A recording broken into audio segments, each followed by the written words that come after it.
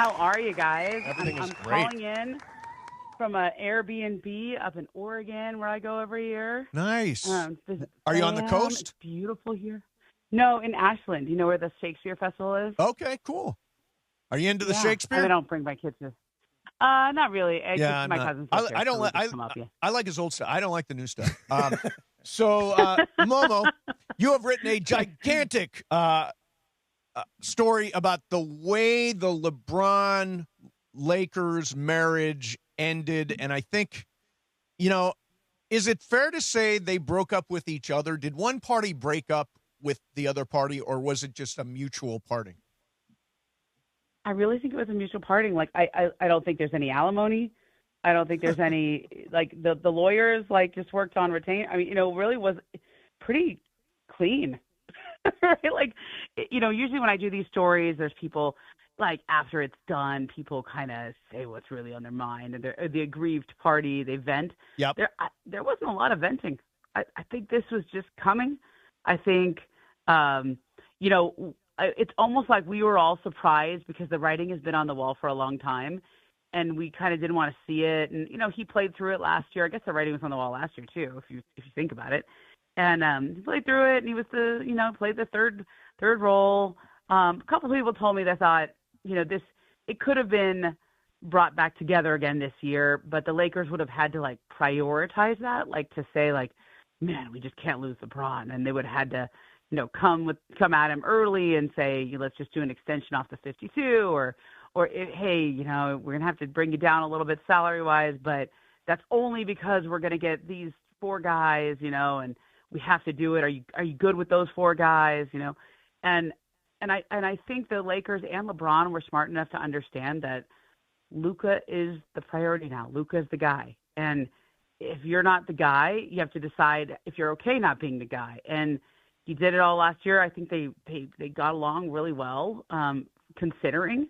But if somebody else, like, there's all these other teams out there now that are going to make him feel really wanted, and they're going to recruit him, and he's going to feel like a fresh start. And I get it. I think everybody gets it. Yeah, I mean, there's no acrimony, there's no alimony, but there still is the question of who gets custody of a child. Yes. It's involved right now. True. Technically, the Lakers still have Yeah, I mean, they got to work this out with the lawyers and the agents and all that stuff. I mean, Bronny's, yeah. True. Can I say something a little bit surprising? Yeah, sure. On the Bronny front? I think the Lakers really like Bronny. I think the Laker coaches really like him. So look, if LeBron picks a new team and LeBron says, I really want to play with Bronny again, and Bronny says, I want to play with my dad again, they're going to figure out a way to make that happen. But I don't think it's a foregone conclusion, because I don't think the Lakers are like, oh, let's get this kid out. No, I think they kind of like him. Yeah, I mean, I think it could come down to Ramona in some ways, beyond what both LeBron and Bronny want. And side note, I really hope Bronny gets a legit vote in this. Oh, yeah. That, like, he's not sort of talked about like he's not. True. Well, I hope that he's not talked about like he's not in the room or has any agency. Like, he's put in work and deserves to be treated as his own entity. Yeah. But, like, it's felt like, Ramona, we've been heading towards this point since the fallout of the Russell Westbrook deal.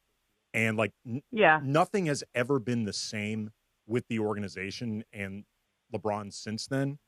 And then once you add Luka being added into that mix and the Lakers having that off-ramp, that doesn't include LeBron indefinitely, it's always just felt like to me, I don't know if it was possible for them to land in a situation where both sides would genuinely be happy with it.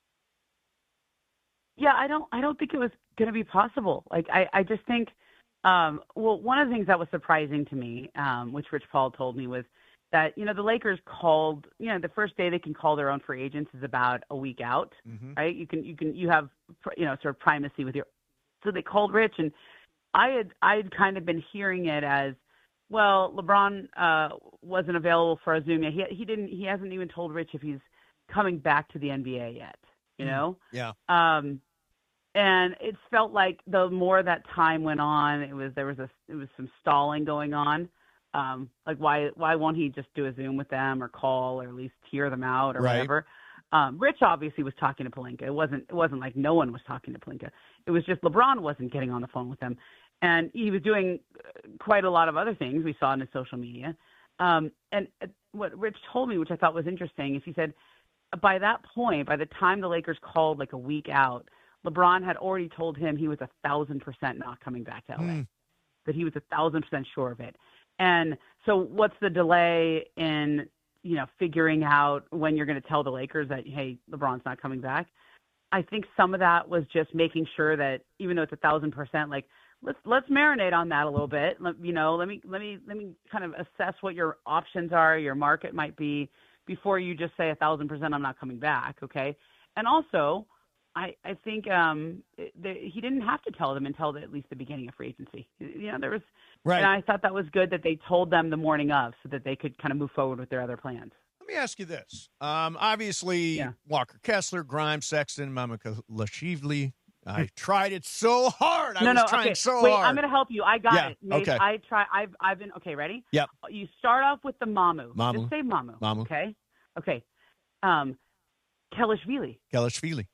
Yeah. I know it's really a hard one. We're going to go with Mamu. So just say, just go it really fast. Just go Mamu Kelishvili. Just do it like really, Mamu Kelishvili. Like really fast. Just dive in. All right, there you go. And in any event, that was pretty good. In any event, these names is what I'm getting at. These names. Do you think at any point Rob Pelinka or somebody from the Lakers said to Luka, "Do you want LeBron back or not? Do you want to play with LeBron James?" Was that conversation ever had? I don't think it would be phrased like that. Okay. You know what I mean? Like, I think it's just a question of priority. Like, if Luka did not want to play with LeBron, he certainly would have said so. Sure. I don't think there was any beef between the two guys. I just think the priority was we have got to get a center. Yeah. Like, we've got to get somebody really good. And if that's like, what you can tell when you're important and you're not important, okay, for example, on my side of the TV world, right? Mm-hmm. There'll be a day where all of us are supposed to get our makeup done. Well, I get like fourth choice, whatever time slot that is. Like, definitely they're going to let Malika get her makeup done whenever she wants. She gets the first pick. Mm-hmm. Then it's probably going to be Chanae. Like, so you get the fourth string makeup person? Not string, but like time slot, okay, whatever's most, like, it's not about what's most convenient for Momo. Right. Okay? Got it. It's about, whenever the more important people get their choice, and then whatever's left, that's what I get. Okay. So I've accepted that. It's not my show. I'm just a guest. It's all good. They're on Malika's timeline. Like, when you're, yeah, that's right. That's true. But fortunately for me, she likes to get ready really early, so I'm not going to show up like 8:00 for a noon show. So I think like that's the better way of thinking about it with LeBron. Like, and I wrote this one line, and as a writer, sometimes you're like, that's the line that lands. I think for LeBron, he had been a priority for so long in his career. He knows what it feels like to not be a priority, right? Like, you can tell the difference. Well, right? to that point, Momo, you actually write about this, the 10-year anniversary trip that the Cavaliers his old teammates just took. And you feel like that played a role in his decision as well, that he realized what it feels like to be wanted by an organization. Yeah, wanted, appreciated, to have that kind of camaraderie. Like, remember this too, those guys are his age. So he's everybody else with the Lakers is a lot younger than him. Like, it's a weird, he's like the old guy on the team. And, these are this is what it feels like. 2016 was probably his greatest basketball moment, I would say. Of all his accomplishments, winning a title in Cleveland is probably the top of the list. And, now you're back with these guys and you remember that camaraderie. And of course, 10 years later, you forget all the things that weren't good about it. Okay. You forget all the like annoyances or the Dan Gilbertisms or the, whatever was annoying back then. You just remember the good times. And I think it's, in contrast to what he dealt with this year, which was a hard year. A couple people around him said, people forget he missed the first part of the year with that back injury. Mm-hmm. So he comes back and he's like managing the sciatic all year. You're kind of fitting into this third role here. You have to kind of get on board with the program. It's not comfortable, even though you like Luka and AR. It's still weird. I read about and a lot of people told me about that golf trip that they had. It was kind of cool. Like, they played. This was right when they won like 9 in a row. They were rolling. The way that got organized was a bunch of guys were going to play in the morning, but nobody was on the same page. And then I don't know who it was, but somebody said, why don't we all play together? and like do coaches versus players. And so they got up early before this flight to Detroit, and they played the scramble golf game. And I don't know if you play scramble golf, but whoever's like, okay, like it's almost like the worst player goes first and then the best player goes last because it's sort of best ball. Mm-hmm. So Austin Reeves really good. Bronny's really good. Those guys are always going to go last. And like the newbies like Luka and LeBron and whatever. But it kind of like LeBron has always been the best guy in his team. He's always been the guy with the best, if we're using the analogy, the best ball, right? Like and now you're not that guy anymore. You're Luka. Luka's that guy. And then if it's not him, it's probably AR. And I don't know. I think at some point, let me just, wherever he goes, he's that though, right? Theoretically, but it's this is a great phrase that I'm feeling. As far as bringing him in, it's more of a dog and pony show and celebration and theater and wooing him. Right. Yeah, this is a line that I stole from somebody else, but I'm allowed. I love it.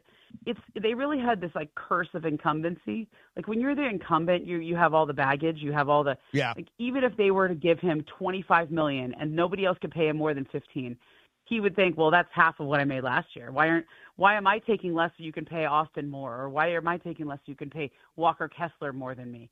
But if you go to Golden State, it's like, oh well, they did everything they could to get me that 15. Right. So it just feels different.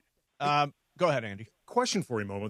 There's been a lot over the years in terms of coverage with LeBron not feeling appreciated by the Lakers. And I understand some of where he's coming from this. I think some of it. It's that damn game ball they didn't give him. The game ball is what pushed all this over the top. But from the Lakers' perspective, do you feel like they felt truly appreciated by LeBron? Because there was a lot they actually did do for LeBron over the years. I agree with. I think it's on both sides. I think the lack of appreciation or that feeling of, I think that exists on both sides. Yeah. I think they tried to be a good partner with him. I think they tried to they treated him certainly the same way they treated, an all-time great. They celebrated him every time he, when he broke all these all-time records in the Laker jersey, they really made a big deal about it. And they commemorated everything. I think they tried to embrace him. But he's not homegrown here. Yeah. He's just not. So there's not the same sense of, there was a lot of, there was, we forget all those comments. And we talk about him being passive aggressive. I actually think he said it out loud a lot of times. Like he was like, I don't think our roster's good enough. Like he would just say it, right? And putting pressure on the organization, or maybe asking, the Westbrook thing, I think is definitely a big part of where the fallout was. Maybe roster construction. I would say going back to even before. Remember the one year where they had all the ball handlers on the team, the Lance Stevenson year. First year. Yeah, and I think that was sort of inspired by what LeBron told him he wanted, and that really didn't go well. And when you ask for something as a star and then it doesn't go well, can't also be the organization's fault, right? Now we're going to find out what happens now with Luka, because Luka asked for the big center. I've been told he prioritized Walker Kessler over Duren just because he's kind of more of what they need defensively. He's a big 7-footer rim protector. Right. Duren might be better, offensively, but in terms of what Luka wanted, like I think that was the slight. Now, plus I think they thought they could get him. Detroit wasn't going to engage in any signing. Right. But now, okay, so this is more Luka influence. So if this goes well, cool, he gets credit. If it doesn't go well, how will he respond to that? Right. And I think it's now the burden that's on Luka and the Lakers. All right, Momo, thank you. We'll let you get back to your Oregon vacation. You want to talk a little Rui for a minute? Yeah. Oh, yeah. I'm sorry. Yeah. Let's talk about Rui, who departs for the Clippers today. Departs for the Clippers today. I personally think that the Lakers should have found a way to keep him. He's a guy that is a tremendous three-point shooter and elevated his game in the postseason. I think they're not going to be happy that they let this happen. What do you think? I think he really wanted to stay with the Lakers. I think they had initial conversations about him staying, and there was definitely a mutual interest in that happening. And then they went and sort of prioritized other guys. And then from what I understand, just on kind of on both sides, they were at least frank with him a few days ago, saying like, I think the money you want is not going to be here, or if you should look to move on. In other words, like, this money's been reallocated, right? So it's he wanted to stay in LA at least. He's comfortable here. He thought he had found a home here. I think it's kind of a sad breakup in a way. Yeah. Like, I think he wanted to stay, and they had some interest in him coming back, but not enough for they prioritize other guys, and it's a little bit of a bummer. Yeah. All right, Momo, stay near your phone because we might need you at any moment. What are you doing? You're barbecuing? What are you doing up there in Oregon? Okay, so I have like a bunch of kids around me, so okay. I got an Airbnb with a pool. It's supposed to be heated, but it's not quite heated, so it's super cold. So we're deciding if we're going to jump in the cold pool or just go to this really nice park up here. Yeah. And hang. So I'm not going very far. I'm not doing a whole lot. I slept until almost 9 today. Good for you. Good for you. You deserve that. You deserve that, Momo. I think this LeBron thing, I don't know, but I think it could take a minute. Oh, yeah? I wouldn't be shocked if this goes deep into this week. Yeah, he did say he July, said on August. Yeah, he did bring this up. And I wonder if this news gets broken on either Mind the Game or the podcast with Max Kellerman. Yeah. That it could very well be in one of those two shows. Yeah. Which the podcast with Kellerman goes Monday, Wednesday, Friday. So it's already Monday. I mean, I don't know. Maybe it won't hold until the airing of the podcast. Like I get into how, he had to like hold the phone himself when he recorded with Max from Wimbledon. That was pretty funny. Oh, wow. I was like, wait, you didn't have a selfie stick? And they're like, yeah, they're not allowed at Wimbledon. Oh, that's funny. Ramona, that's funny. This is what he should do. They should have that whiteboard and just slowly erase until there's one name left, and that's where LeBron's going. That's perfect. Can't do it on a Friday, though. That's a news stuff. Okay, last thing for you, Momo. Next year, LeBron James will be a Cleveland Cavalier. There you go. I'm in agreement on that. I'm leaning right now. I think that is a great storybook finish. If it doesn't, nothing would surprise me at this point. But if I've swapped. I used to think it was Golden State. Now I think it's more Cleveland. Okay. But who knows? Maybe by the end of this week it'll be Miami or Philly or whatever. All right, Momo. Listen, have a great vacation. Thanks for jumping on the phone with us. Have fun. You deserve it. You got it. All right, there's Ramona Shelburne. You should check out her article, which breaks down exactly. What's interesting is, in that we're